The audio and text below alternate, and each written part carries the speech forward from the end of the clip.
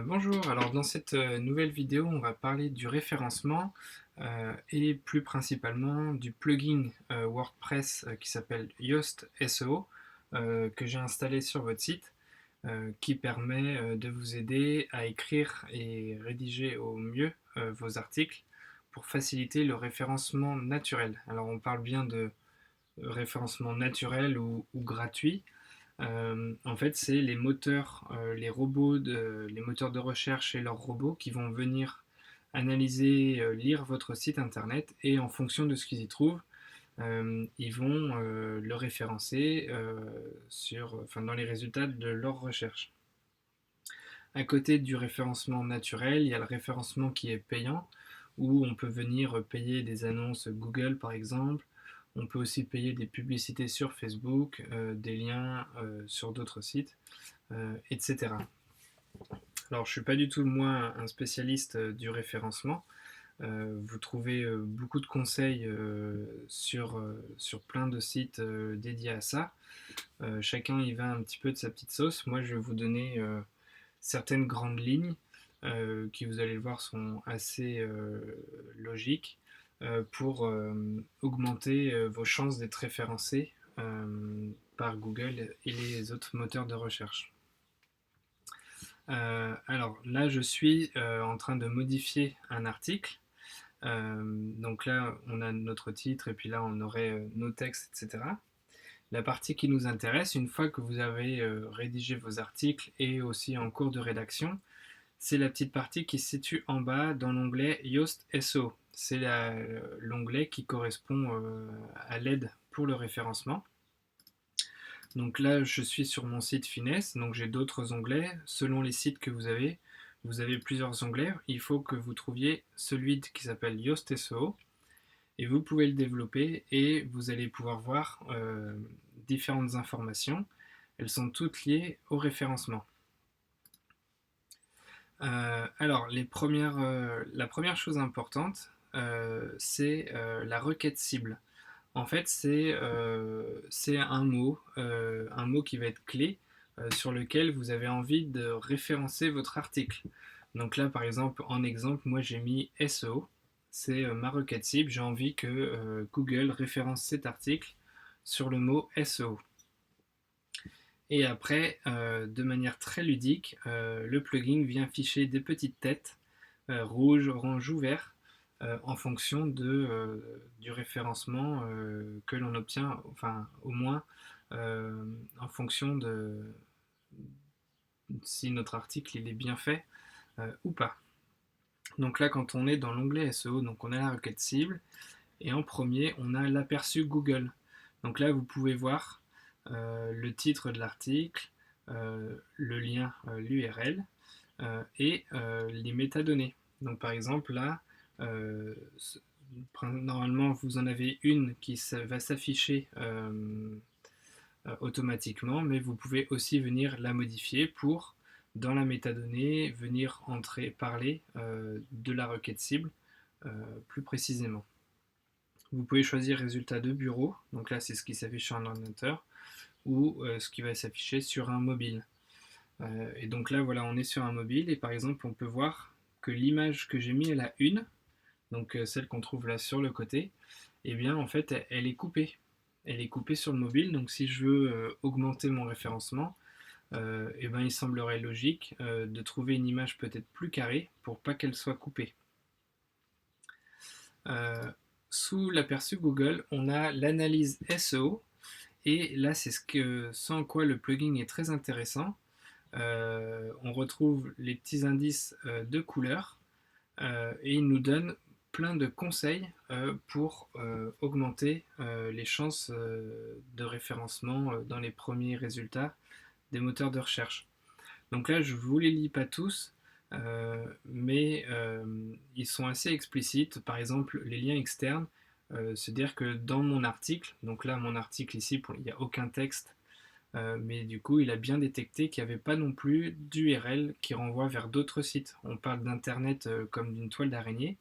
Donc ce qui est très intéressant, c'est d'avoir des liens vers d'autres sites, mais on parle aussi là du maillage interne, des liens vers d'autres pages de notre site Internet voilà, créer la toile.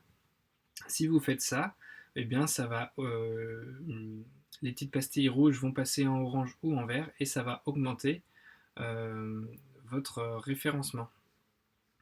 Donc voilà, donc vous pouvez suivre tous les conseils dans ce petit onglet-là. Plus vous avez de pastilles vertes, plus votre article pourra être référencé. Vous avez aussi dans la lisibilité d'autres conseils euh, qui peuvent vous aider à guider dans votre rédaction pardon, sur vos articles. Pour l'onglet lisibilité, ça va fonctionner un petit peu pour le référencement, mais c'est aussi beaucoup orienté pour les lecteurs. Le troisième onglet, c'est les réseaux sociaux. Là, vous pouvez venir ajouter des descriptions ou des titres particuliers, également des images pour les réseaux sociaux. Là, alors vous pouvez laisser vide parce que en fait Facebook, si vous partagez les liens de votre site internet sur Facebook, il va récupérer automatiquement les images et du texte.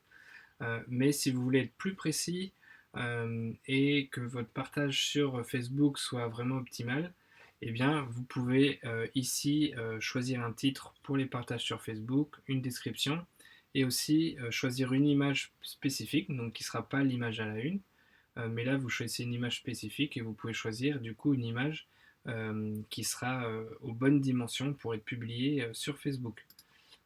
C'est la même chose sur Twitter.